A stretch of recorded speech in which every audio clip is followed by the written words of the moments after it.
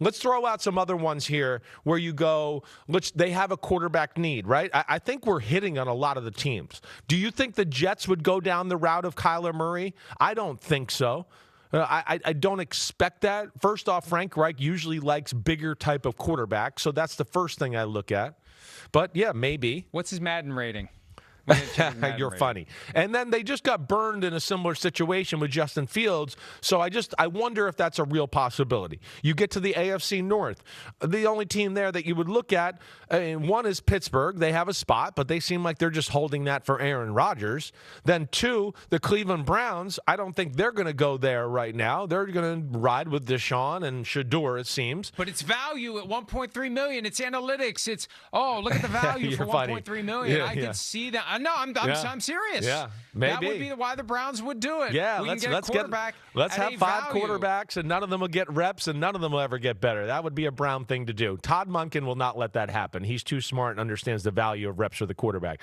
And the AFC. Well, if they would get Kyler Murray, they'd have to clear out. They'd have to clear out of the guys. Exactly right. That's exactly right. AFC South. We talked about the Colts. I don't think the Tennessee Titans are going to deal with anything like that. So there's that. In the AFC West, there's only one spot. It's the Las Vegas Raiders, and that's going to, ding, ding, ding, Fernando Mendoza. So that's gone. There's nobody in the NFC East. And the NFC North, we hit on the Vikings. That's it.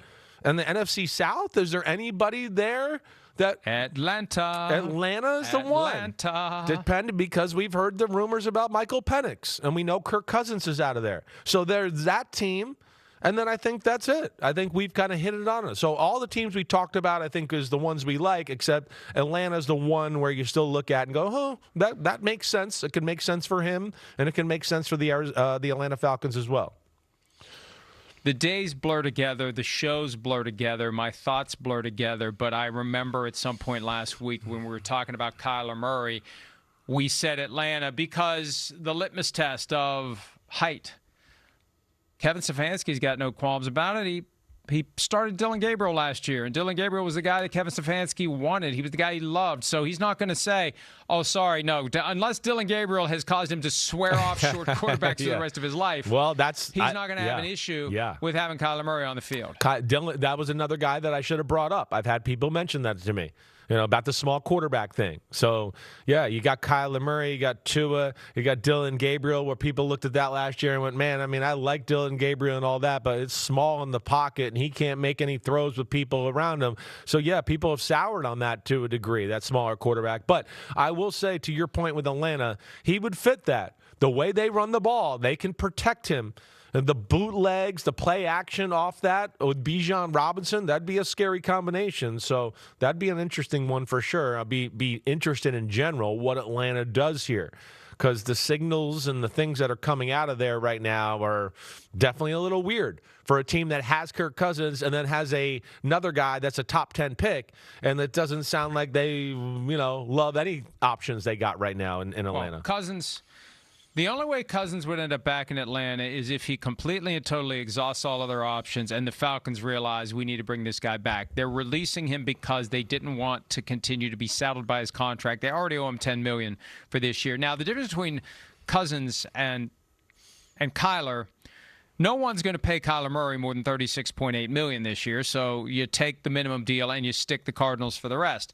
Cousins isn't going to take the minimum deal and stick the Falcons for the balance of $10 million. He'll get more than $10 million from someone else. Yeah. But I guess there's a way he ends up back in Atlanta. I think that's highly unlikely. They would have tried to work something out with his contract to keep him before it ever came to that. And in theory, they still could, but I think they've made the strategic decision when you consider it's an entirely new regime and that Cousins and Penix are the most obvious, tangible reasons for why Terry Fontenot and Raheem Morris are gone, and Rich McKay, frankly, who got promoted up and out of the Falcons organization. I think that Cousins will definitely not be there. He's definitely going to be cut. I don't think he's going to come back as a free agent. And Penix is up in the air right now, and his health is part of it, and the other part of it is, based upon what they've seen when he has played, what does Matt Ryan think? What does Ian Cunningham think? Yeah, what been does all Kevin over the place. Stefanski think? Yeah. And they he could maybe possibly be a guy who's available via trade. Tough to make a trade for a guy with a torn ACL who's recovering from that. But he could be now. He's got 2 years left on a very affordable rookie contract. But I don't think they're going to hesitate to bring in a guy who's going to start the season and keep the job. And Michael Penix is going to have to, number one, get healthy, and number two, earn his way back onto the Yeah, would agree with you. So we got a week before he's officially released by the Cardinals. But, in the interim, Kyler Murray. And if the Cardinals want to handle this the right way, assuming there's no animosity there, and that may be a reach because maybe there is animosity, the Cardinals should just give him permission to go meet with anyone, go talk to anyone, just release any and all potential for tampering. They're going to cut the guy.